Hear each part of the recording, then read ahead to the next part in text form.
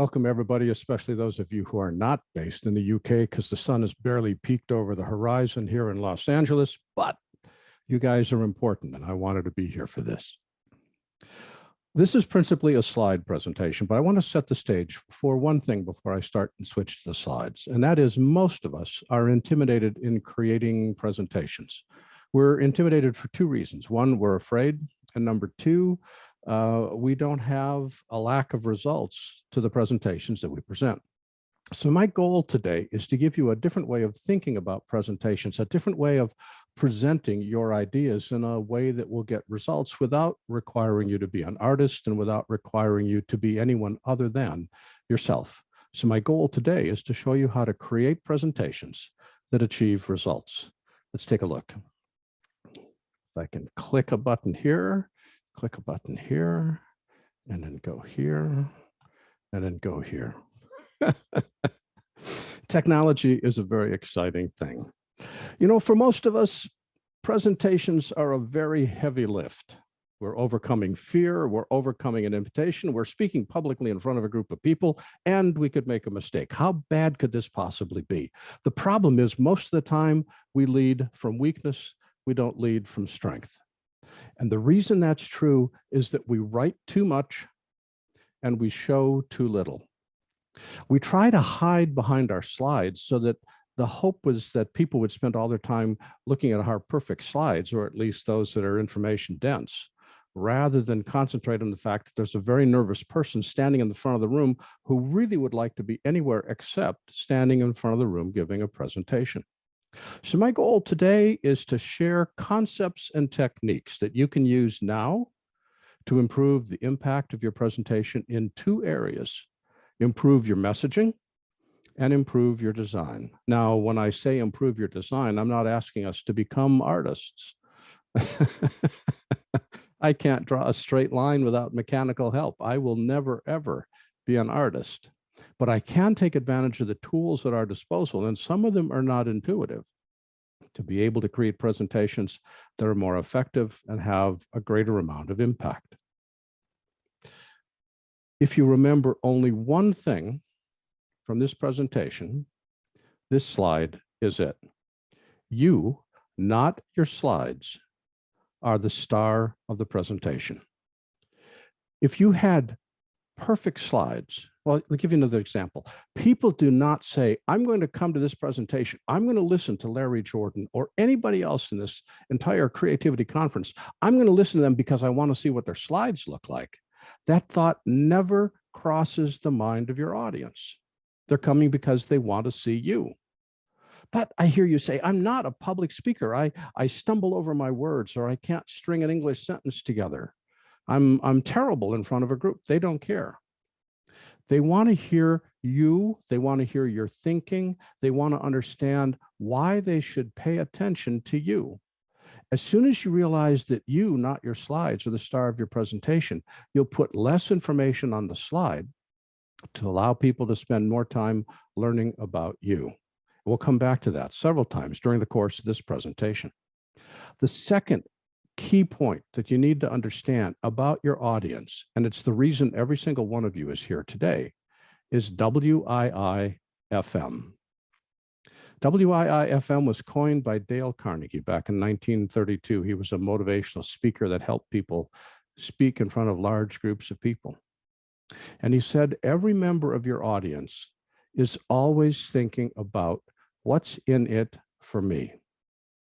They don't care whether you benefit from your idea or whether you enjoy presenting or don't enjoy presenting. They're always looking at it from a self-motivated, self-interest point of view.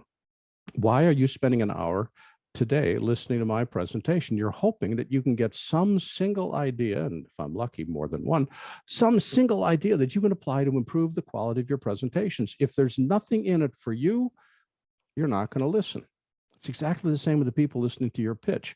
You want money for a company. You want money to fund an idea. You want money to produce a film. You want money to do something, or you want people to change their behavior. What you want is not relevant. Never is. What you want, no audience member cares about. They care about why they can benefit. So everything that you present needs to be couched in terms of what's in it for your audience. And the other point, and we'll talk about this more in just a minute, but I just want to stress it as long as we're here, is every presentation, whether it's done remotely like this one in front of a large group of people in the auditorium or somewhere else, every presentation is a one-on-one conversation. It's just me and you. There may be 1,000 other people listening, but you don't hear from 1,000 different ears. You don't think with 1,000 different brains. You just think about yourself. So many presentations start with you guys or all of you, or they keep referring to the group because from a presenter point of view, I can see all of you. But from the listener point of view, it's always a one-on-one conversation. So you want to make sure in your presentation that you speak to the individual in the audience, even if there's a lot of people there.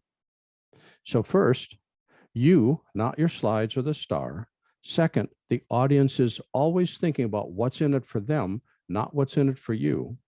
And it's always a one-on-one conversation, even if there's lots of different people in the room. Well, now let's get into some more specifics. There's two kinds of presentations. There's a sales presentation and a training presentation. Sales presentations focus on persuasion. The audience is not yet convinced that you have a good idea. So your job in a sales presentation, whether it's pitching for money or pitching a new product or pitching for social change, you're trying to persuade people to change their behavior. So you need to get them excited. You need to get them involved. You need to get them to care. You need to get them tantalized by the possibilities. In a training presentation, the focus is on education. In a training presentation, the audience has already bought in. Your job is not to get them excited. Your job is to reduce the fear that they're not going to be smart enough to learn how to use this new thing. In sales, it's building excitement. In training, it's reducing fear. And today, I want to concentrate on presentations that focus on sales. So I have a specific definition for you. I do as soon as I get this to click. There we go. Persuasion is a specific one-on-one conversation between you and each individual member of your audience, which is built on trust and designed to create change. Those two phrases, built on trust and desire to create change, are the most important. Nowhere in there does it say you have to be a perfect public speaker. Nowhere in there does it say you can't speak with an accent or stumble over your words or take a moment to think. Nowhere there does it say you have to be dressed a particular way. It's built on trust. If people trust you, they will listen to your idea. And if people don't trust you, even if you're dressed impeccably and speak perfectly and your slides are incredible, without trust, there's no conversation. So the first thing that we want to do is to be ourselves, all warts and all. What people are listening for is not, are his slides or her slides perfect? They're listening for, does this person care about what they're talking about? Are they passionate about this? Can I trust them? Are they listening to my questions? And that's a communication issue which has nothing at all to do with your presentation and has everything to do with you. Persuasion is not something you command someone else to do. Persuasion is a choice they make to follow your advice. Now, when you create a persuasive message, there's actually a flow to it. And I want you to think about this for just a second. The first step is to create a clear message. Let's pick something obvious. And that obvious thing is reduce pollution. We want to reduce water pollution. Okay, that's the message, reduce water pollution. But think about that message for a second. How would you talk about reducing water pollution to a classroom full of elementary kids? How would you talk about reducing water pollution to a group of environmental scientists? How would you talk about reducing water pollution to a group of college kids looking for a weekend project? The answer is, although the message is the same, the story is different. The story that you tell, which embodies the message, but conveys it in a way that holds the interest of your audience, will change based upon your audience. You cannot deliver a message unless you have a specific audience in mind. I would do this presentation entirely differently if I were talking to high school students, or I would do it differently if I were talking to job seekers, although the message is the same. A job seeker needs to build trust on the part of the person hiring them, and they may have a presentation. So a lot of the underlying core philosophy is the same, but the story I tell is different. And you want to target this at a specific audience, delivered with emotion, excuse me, and end with a clear, direct call to action. This last part is really important. In the past, back in the good old days, audiences were less distracted. Audiences tune into us and listen perhaps with a more undistracted mind. But today, distractions are everywhere. Audiences can no longer connect the dots. You have to connect the dots for them. What that means is the very end of your presentation is not thank you. The very end of your presentation is called the call to action, which tells the audience what you want them to do and where they have to go to do it. It used to be when I was doing television commercials in the 1970s and 1980s, I didn't have to connect the dots. I just had to show the sponsor's product, and that was enough. Sales would go up. Now you got to show the sponsor's product and provide a link, and ideally reach through the television screen, grab their hand and help them click the mouse, because they are too distracted to actually connect all those dots themselves. So we have to have a central message called the elevator pitch. We have to wrap it in a story, because stories are how people remember. My dad was a Methodist minister. And one of the things he told me about his sermons is his sermons may be rooted theologically in biblical passages. But what the congregation remembers from Sunday after Sunday is the story that he tells that illustrates what that biblical passage is. He said, people don't remember facts. People remember stories. So when you're doing a pitch, what you want to do is to take your message, fund my idea, and wrap it in a story. When my idea is funded, here's the result: cleaner water, healthier beaches, more fun swimming, less cloudy days, gold falling from the heavens. Whatever the answer happens to be, wrap it in a story, because people remember your stories much more than they'll remember your facts. Oh, they need $6 million. But you know why they need $6 million? There's this kid on a street corner, and they launch into repeating your story. And it's your story that propagates. So we have a central message, and we have a specific audience, and we connect them using stories. Now, the central message is also called an elevator pitch. This is, excuse me, a simple statement.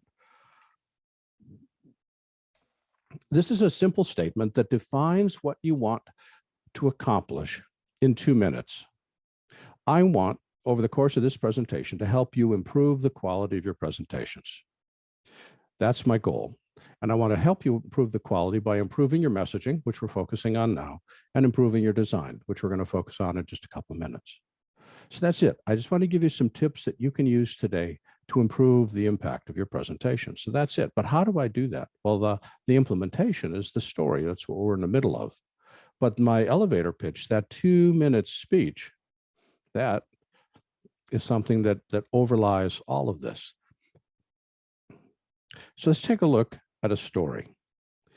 Click here. Here we go. The story structure, we start by stating a problem. The water around Los Angeles is more polluted than we would like. We need to clean it up. In fact, it's so polluted they had to close some of the beaches in Orange County because there was too much sewage discharge going into the water. People could not swim. The solution is we need funding for a better water processing plant down in Orange County. And in order to do that, we need to get the city council to approve the funds. We got to put some pressure on the city council to build the plant. The reason that I'm standing here in front of you is that as a water engineer, I have got 50 years experience in what needs to be done, and we've got a plan that'll work. And what we want to do is present the plan to the city council. I'm inventing the story as we speak. And here's what you need to do.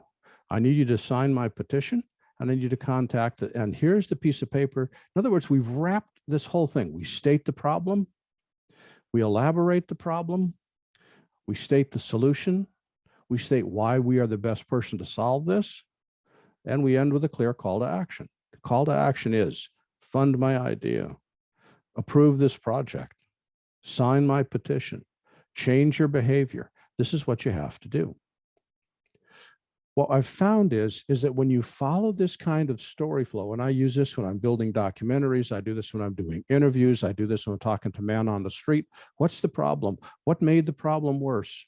How do we fix the problem? In all the interviews that I do, this structure helps people to follow the story because it starts at the beginning, walks them to the middle, and then brings them to the end of this is what they need to do next. This is how the problem was resolved. This is the happy ending, or this is the sad ending, or this almost worked but failed for some peculiar reason. But there's always a structure. And when you build it on a structure, your audience is able to follow it. Now, part of the storytelling is writing the story. And when we're dealing with digital media or presentations, either one, we want to keep our writing as short as possible. Notice that none of my slides have lots of words on them, and that's intentional. I want you to concentrate on the idea that I'm sharing and have the slide reinforce it. So the first thing you need to understand is that presentations are poetry. Fewer words are better. For instance, I had the slide. It was just WIIFM. It didn't make any sense out of context. The only way it would make sense is when I explained that WIIFM stands for what's in it for me. But by having WIIFM, it was up there. People said, this is an important point. I need to write this in my notes, WIIFM. And then they instantly switched their attention back to me to be able to hear more of the presentation. Fewer words are better. And when you're using words, use the 5 power words. The name of the person that you're speaking with. There's John, and there's Herb, and there's Michael, and there's others that I can't see. Using their name is the most important thing you can do. It's why so many email blasts start with your first name, because when your name is there, you feel that the other person is speaking directly to you individually. Even though it's an email blast to 231,000 people, you still feel that it's a direct connection between you and a person sending the message. Next power word is free. We all know this. Free is much better than almost free or cheap or nearly cheap. Free gets people's attention. Another power word is because. I want you to invest in this idea. Okay, that's something that you get, but I don't get anything from it. I want you to invest in my idea because when you invest in my idea, these are the benefits you're going to get. Because is remarkably powerful. It isn't just simply that you make a statement. You make a statement because the following would then be true. Because is a very powerful convincer of people. I make this statement because, and then follow it up with the reason. You'll find that you get attention from the audience a lot more. Improving the quality, messaging, and the design of your presentations is important because when you do this, more people will pay attention. You'll convince more people of your point of view, and you'll achieve your goals quicker. Notice how important that because is. Another one is instantly. We are an impatient society. If I can get it instantly, it's a whole lot better than if I can get it later. Instantly is a power word. And finally, new, which also you know is a power word. New is much better than almost new and far better than used or well used or lovingly used. So think about these words. Even if all you did is put the word free in the front. I mean, look at how Maxim has been advertising the Creativity Conference. It's a free event. That's been in every one of his marketing messages because he knows that free is going to get people's attention. He knows the quality of his speakers and he knows the quality of the people that are here. Free is a power word to get your attention, to get you to buy in, to get you to come. The call to action, this is one that I have to spend a lot of time teaching my students because they don't understand it. They say, well, it's important to me. The audience should just get it. And the audience just does not get it. A call to action is always at the end of your presentation. It wraps up everything. It's the emotional close, and it tells the audience directly in no uncertain terms what you want them to do and where they need to go to do it. You'll see a call to action at the end of this presentation as well. The call to action is how you tie all the different ends together. Your reason for doing this persuasive presentation is to get people to change their behavior. Where do they go to change their behavior, and what do they need to do? It's that direct. It's got to be both. Where do you go and what do you do? You've already answered the why it's important. You already answered the how. That's part of your presentation. The last thing is, where do they go and what do they do? And when you think about it, what determines success? Success is not feeling good after your presentation. It's also not feeling terrible after your presentation. Success is when you convince someone of your point of view and you motivate them to change their behavior. As I've been developing this idea over the last couple of years, I've noticed that my presentations have changed. I have always been afraid at the beginning of every presentation, and I've done hundreds of them, that everybody in the room knew more about the subject that I'm talking about than I did. And nobody in the room was interested in what I had to say. That was where I started every presentation.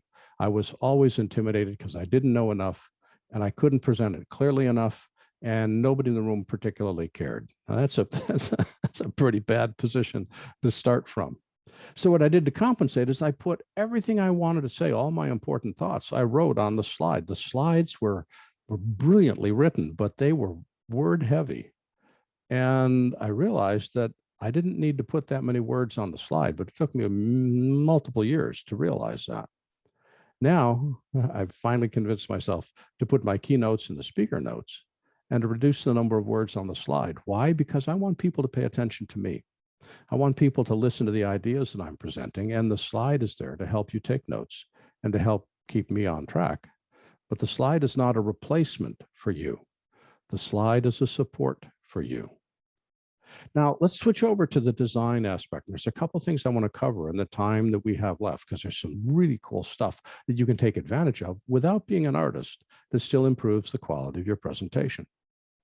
Remember when we started the presentation, I had a picture of a weightlifter lifting weights, a very powerful image showing just how difficult it is to create a presentation that motivates people to do something.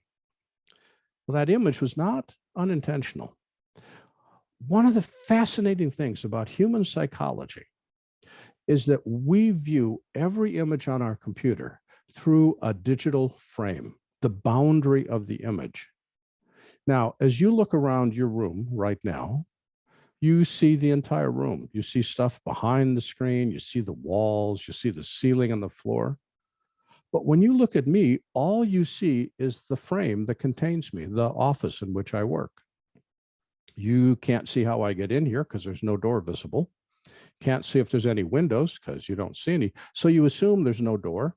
You assume there's no windows. You make the assumption, which all of us do since the beginning of film, which is the only thing that exists is that which is inside the frame.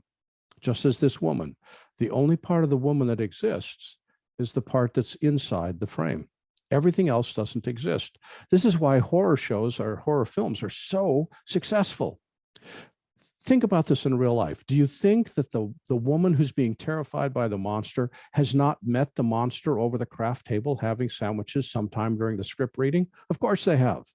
Do you think the woman who's being terrified by the monster has read the script and realizes on page 43 she's going to be chased by a guy with a knife? Of course she has. She's read the script. Do you think that the woman knows that there's a monster standing on the other side of the door, that when she opens the door, she's going to have? Of course she has. They've rehearsed this.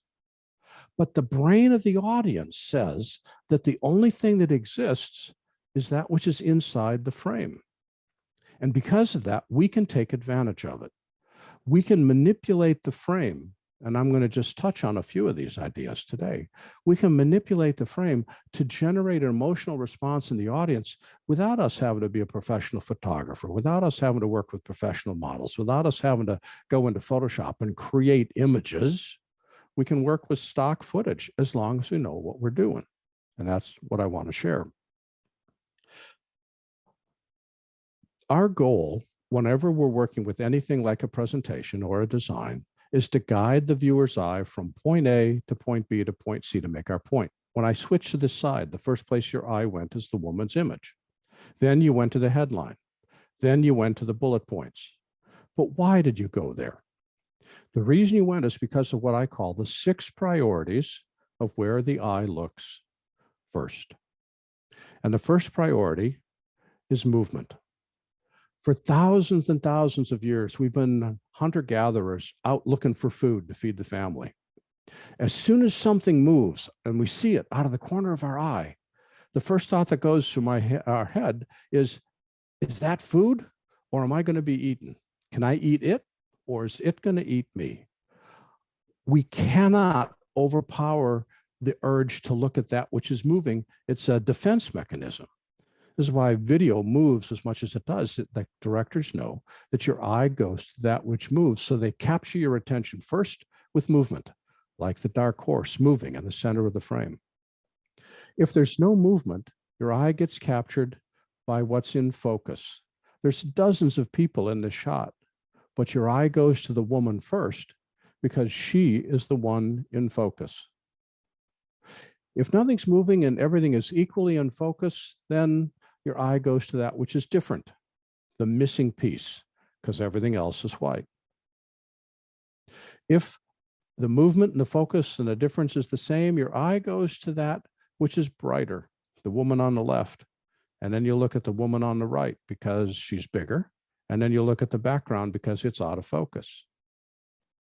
Next is that which is bigger in the frame, your eye goes to. And then finally, that which is in front. Knowing that there's this hierarchy, that your eye goes first to movement and second to in focus and third to different, I can start to put shots together or pick shots that lead the eye through them, or even do presentation design. For instance, here, of course, your eye goes first to the woman in the gray top. 1, she's in front. 2, she's brighter. 3, she's bigger. 4, she's in focus. There's absolutely no reason your eye is going to look anywhere else first. Then, once you look at her, you'll probably look at the woman just over her right because she's in focus. And then you'll look at the background, and you'll maybe discover finally that the person on the far left is a guy. But most of the time, your eye won't work that hard. Most of the time, you'll just stay looking at the person in the front. So images are one way that we can use to capture the eye of the viewer. There's more we can do with this, but I want to cover a couple of other areas first. Second is fonts. Typefaces are not only used for delivering content, but they can deliver emotion. For example, you need to dress your words right. If you're running a plumbing company, which font better represents the quality work that your plumbing company does? Is it looks like something out of spun sugar that would dissolve at the next rainstorm, or something so incredibly solid that the pipes would never in their entire lifetime think of springing a leak? The content is exactly the same, but not the fonts. And look at how there is such an emotional message difference between the spun sugar font and the slab serif font. Or you're selling a product. Which of these looks better? Which one feels more wistful? Which feels like hearkening back to days long ago? Same colors, same content, but not the same look. Or you're manufacturing a product that is state-of-the-art technology. Which feels more like a robot? The font on the left or the font on the right? Color is the same, point size is the same, content is the same, but the font is not the same. And look at the strong emotional difference between each of these. The rock solidness of the plumbing, the wistful thinking of the keepsake, the solid cleanliness of the room robot. And I didn't have to design these fonts. I just had to pick them. And they live on my computer. I just have to switch out of something other than Helvetica. There's 2 major font families. The top family is called serif. The bottom family is called a sans serif. Serif has got the little feet on the bottom. Look at the feet at the bottom of the A, or the little jaws on the C, or the little whoop-de-doo at the bottom of the D pointing upright. Serif fonts are designed especially for body text in books to guide the eye from one letter to another. Sans serif fonts, the bottom set, don't have those little feet. Notice how they're more solid. They're more forceful. Now, there's advantages to using serif fonts. There's advantages to using sans serif fonts, but you need to know what those are. So serif fonts, they have in the Roman weights, that is to say the non-italic weights, they are traditional. They show respect and reliability and comfort. The italic weights are grace and elegance and style and fashion. Examples of serif fonts are Bookman Old Style, which is one of my favorites, Century School Book, Times New Roman, which is overused and I recommend against it, Garamond, which is lovely, Harrington, which has an Old West feel, Baskerville, which reminds us of London and Sherlock Holmes, Trajan, which dates from the Roman Empire. Notice that each one of these has got little feet at the end of the characters and has a certain traditional warmth about it. Serif fonts, on the other hand, provide stability and strength, objectivity and cleanliness, modernity, progressiveness. They showcase the future. Notice in the examples from Calibri and Formata and Myriad and Futura, Century Gothic and Geometric. Each of these has got a little bit different look. Some are heavier, some are lighter. None of them have feet. They all tend to say, hey, this is the future. This is where robots live. This is not where books live. This is where tomorrow happens today. But there's another advantage, and that's readability. The top face is a serif face called Palatino. And although it's quite readable at 40 point, look at how you have to really work to see it at 18, smaller sizes. In sans serif with Futura, look how easy it is to read all the way down to 18 point. The reason this is important is digital video and digital media and presentations which are projected on large screens are all low resolution media. You don't have a lot of pixels to work with. Sans serif font works, a serif font works great when you're printing or putting it in a book, but it doesn't work so great when you're in digital form because you just don't have the pixels to work with. Sans serif fonts are going to be easier to read.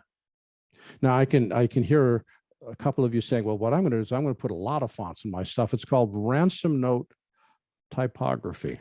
There's 11 different typefaces inside this, and it's just too much. What you're going to find is less is more. Less fonts is better. Another issue we have is colors. We can't talk about the meaning of color unless we also talk about the social context. This is the dress from February of 2015. It broke out on the web and Twitter went nuts. Is this dress white and gold or is it blue and black? Some people saw white and gold. Other people saw blue and black, and the debate raged. The answer is this is a dress made by Roman originals. It's actually blue and black, and the shot is overexposed. But it showed that the way we perceive color is socially based, not inbred in all of us. For instance, the color blue is masculine in the United States, feminine in China, and it implies safety in the Middle East. Red means marriage in India, mourning in South Africa, and good luck in China. Colors are important, but colors vary by society, unlike movement, which is ingrained in all of us. And sometimes all we need is the color. We recognize shape and color long before we recognize any text, but you want to use colors cautiously. Colors were actually divided up into a spectrum that Isaac Newton discovered back in 1666. He invented the first color wheel. That was his invention. Although in his day, because music had 7 unique notes, he felt that the spectrum should have 7 unique colors. We ultimately realized it had 6, 3 primary colors, red, green, and blue, and 3 secondary colors, cyan, magenta, and yellow. An interesting quirk is if you add opposite colors together, they equal gray. Look at the emotional difference here between a color image, this is the Banff River up in Banff, Canada, and a black and white image. Same image, but Look at how there's a different emotional response to taking the color away. And all of us can take the color away using a variety of different tools. Or maybe we want to look at creating a different emotion. It's the same photograph in color on the left, in black and white, and in sepia. Color, he looks depressed. In black and white, it looks like it's something historical. But the sepia has a definite emotional context, much more depressed, much more, this is like the worst part of history. Same picture, but look at the different feeling you get from the three different pictures based upon the color. Or look at the differences here in how colors work. Look at how the cyan does not work against the white, but does work against the black, works against the purple, but doesn't work against the variegated background. This is why I recommend strongly, whenever you put text in a presentation or digital video, you always put a drop shadow around it. Notice that on the bottom, my title on the left and the right has a drop shadow. And look at how much easier that is to read, because the drop shadow improves the contrast between the text and the background. Now, against the black background and purple, it doesn't make any difference, but against the variegated background and the white background, it makes that text pop. And the only difference is that I added a drop shadow. Now that gets me to the presentation itself. We've talked about how we want to improve our messages and keep our writing tight. We've talked about how we can use images to attract the eye, to get them to pay attention to us in the first place, and then guide the eye. We talked about using fonts from a style point of view and an emotional point of view, and how to use colors. Let's take a look at presentation design. And what's important is use animation sparingly. You don't want your slides to distract from you. You want your slides to reinforce you. And there's nothing worse than a slide presentation where everything is animated, because you know what's about to come. You've seen it too many times. You just don't want to do it again. Here's an example of the look of your presentation is as important as what it says, and this says it's a train wreck. The background is too bright. I mean, it just hurts the eyes. Background is a gradient. It's got too strong colors. There are too many different fonts. There's inconsistent drop shadows. It's cheesy. Now, if I'm talking to second graders, the graphics are not cheesy. But if I try to present this to a group of adults, they're going to wonder, what planet are you coming from? This is everything wrong with the slide. It's bad font design, bad colors. It's ugly. Here's an example of something that works. Duck migration patterns, 50%. Well, what does that mean? It means that you're going to have to pay attention to me to realize that 50% of the mallard ducks that are migrating at any given migration season are male. But notice I don't put all that information on the slide. I put enough information on the slide. Your eye goes first to the duck because it's big and it's an image. Then it goes to the headline because it's brighter. Then it goes to the 50%, and it comes back to the speaker. So I know exactly the way that the audience is going to look. They're going to check out the duck. Oh, cool duck. They're going to read the headline. They're going to look at the percent. They're going to come back to me and say, what is this? Because I'm the star of the presentation. I want to have your focus. I don't want to have you studying the slide and saying, what the heck is up there? Here's another example. First thing you see is the beautiful Banff River, the mountains poking through the clouds. Then you see the headline, Stream the Fish. And then you go to the body text, live stream, fly fishing national championships. And continuing to read down, because that's the order in which we read. It's on ESPN this Friday at 10 a.m. First, I catch your attention with the picture. Then I give you an intriguing headline. Then I pay it off with the body text. I explain the call to action, ESPN Friday at 10 a.m., and you're back to looking at me. The thing that's interesting about presentations is that when you combine presentations with tight writing, we can create magic. And if this has been interesting to you, I recommend you take a look at this book. This is my call to action. It's a 400-page book that provides techniques of visual persuasion for video, for motion graphics, for still images, for presentation, for audio recording. It's a survey. Everything you need, all in one place. And if you use the code Visual Persuasion, you can save 35%. My name is Larry Jordan, and thank you very much. I'll take questions in the chat. Is that not cool stuff? That is just cool. I love sharing this. Anyway, questions. I'm happy to chat before John throws us off in 5 minutes. Fantastic. Thank you very much. That's excellent. Yeah, as he said, if there are any questions you got, put them in the chat. Is the book available digitally? That's up to, I will make the slides available as a PDF to the conference producers. It's beyond my skill to post that, but I'll send it up to Maxim. And if he decides that he wants to send that out, then we can make that available. So I have no problem doing that. Excellent. Thank you. Can I buy the PDF of Kindle the book? Yes, the book exists as Kindle, as PDF, as an ebook, and hard copy. It's published by Pearson. I'm honored to be published by such a great publisher. And it's available if you go to peachpit.com, Visual Persuasion Creativity Conference. Take a screenshot of this because it would warm my heart. Anyway, go to that website, use the code Visual Persuasion, and whatever it is, digital or hard copy, you'll save 35%.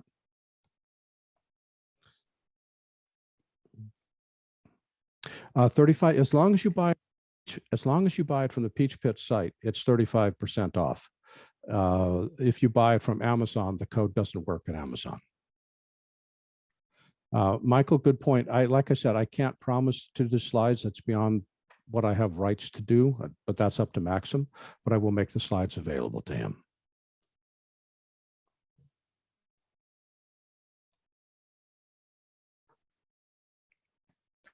I've just got a quick question, if anyone else has.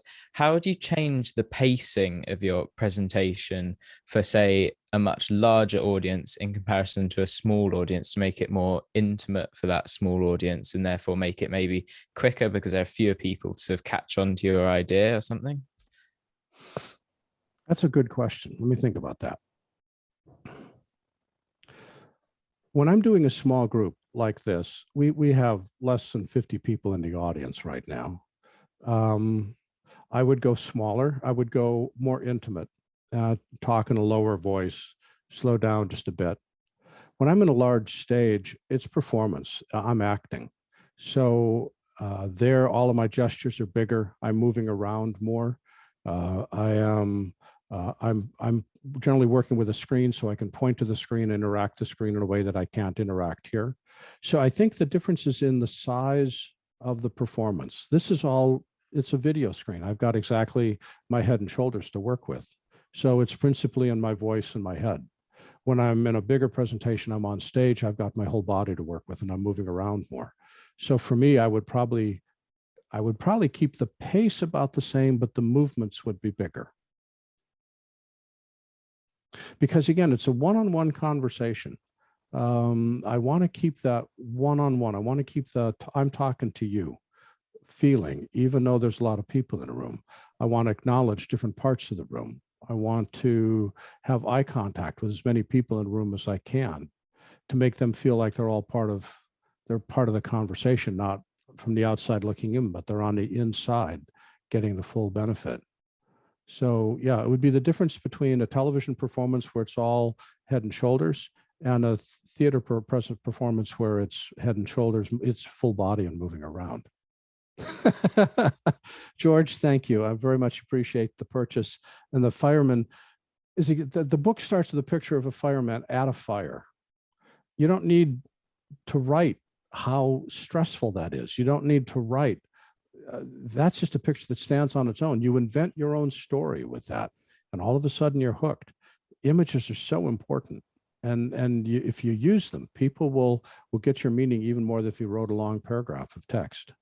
Guys, I need to wrap up. I want to thank you so very much for your time, and John, thank you for being such a gracious host.